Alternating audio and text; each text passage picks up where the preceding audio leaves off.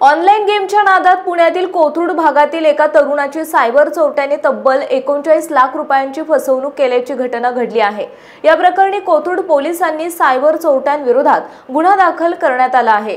तर या फसवणुकीबाबत पोलीस उपायुक्त संभाजी कदम यांनी माहिती दिली आहे। तर पुण्यातील तरुणासोबत कशा प्रकारे आर्थिक फसवणूक झाली त्याबाबत जाणून घेऊयात।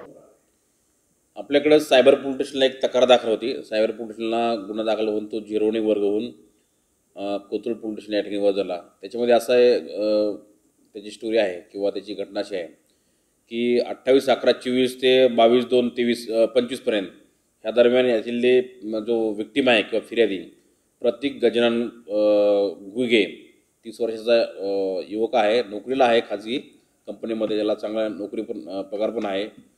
त्याच्यामध्ये त्यांनी क्रेडिट कार्डचा वापर करून त्याची जवळपास 40 लाखाचा त्याची फसवणूक झालेली आहे। ती फसवणूक अशी झालेली आहे की याच्यामध्ये एक ॲपल को म्हणून एक गेमिंग ॲप आहे। त्या गेमिंग ॲपवरती डाउनलोड करून नंतर एव्हिएटर वर रजिस्ट्रेशन करून त्या ठिकाणी त्यांनी वेळोवेळी त्याला आमिष दाखवलं। काही वेळेस त्यांनी पैसे इन्व्हेस्ट केल्यानंतर क्रेडिट कार्डने त्याला काही रिटर्न पण मिळाले पैसे। तो याच्यात फसत गेला रे, फसत जाऊन जवळपास एक 40 लाखाला त्याची फसवणूक झालेली आहे। याच्यामध्ये जवळपास 350 UPI ॲड्रेस जे आहेत त्याच्यावरती हे सगळं ट्रान्झॅक्शन झाले आणि त्यांनी त्याच्यावर पैसे पाठवलेले आहेत। यातले काही UPI ॲड्रेस आहेत ते रिपीटेड पण झालेले आहेत, परंतु वेगवेगळ्या UPI ॲड्रेसवर त्या एव्हिएटर गेमवरून यांनी त्याला बळी पडून पैसे पाठवले आहेत। जवळपास 40 लाखाचा त्याला याच्यामध्ये लॉस झालेला आहे।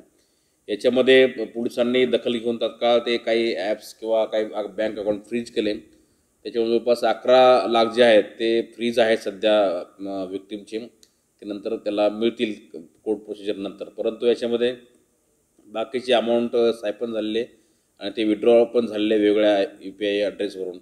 तर अशा प्रकारे हा गेमिंग ॲपमध्ये हा व्यक्ती जो आहे तरुण बळी पडलेला, त्याचे वडील MITमध्ये प्राध्यापक पण आहेत, काही त्यांचे पण त्यांनी पैसे वापरले अशी माहिती आम्हाला मिळते। परंतु याच्याने हा जो फिर्यादी आहे गुगे, त्यांनी स्वतःच्या क्रेडिट कार्डवरून हा व्यवहार केला आणि गेमिंग ॲपला बळी पडून वेगवेगळ्या 350 UPI ॲड्रेसवर त्यांनी पैसे पाठवले आणि हा जवळपास 40 लाखाचा फ्रॉड या ठिकाणी रजिस्टर झालेला आहे। याच्यामध्ये कोथरूड पोलीस स्टेशन पुढील तपास करत आहेत।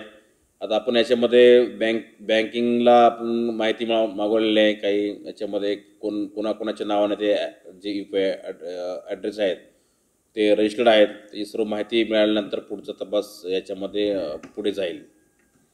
त्याच्यामध्ये त्याला काही सुरुवातीला आमिष दाखवला, त्याला पैसे पण मिळाले, परंतु ओव्हरऑल याच्यामध्ये हे पूर्ण फ्रॉड होता।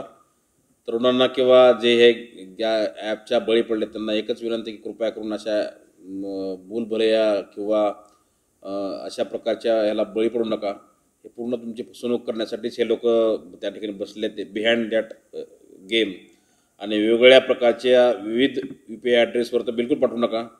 प्रथमतः खात्री करा ते कुणाचं आहे UPI ॲड्रेस किंवा खरंच आहे का, त्यानंतर पुढचं तुम्ही हे करा। परंतु ओव्हरऑल ह्या असे गेम खेळणे किंवा एव्हिएटर गेम खेळणे किंवा ॲपल गेमिंग ॲपवर ते पैसे उधळणे तुम्हाला खूप महागात पडू शकतं किंवा याच्यामध्ये खूप मोठा लॉस होऊ शकतो। पोलीस ह्याच्यामध्ये तपास करत आहेत, परंतु सुरुवातीला जो लॉस होतो त्यानंतर परत रिकवर करणं, नंतर ते फ्रीज करणं, या गोष्टी खूप कठीण नंतर जातात आणि आरोपी या ठिकाणी न बसता वेगवेगळ्या ठिकाणी भारतात जगात बसून तुमच्याकडचे पैसे सायफन करतात आणि खूप चांगली शिकलेली लोक याला बळी पडतात। हे दुर्दैव आहे।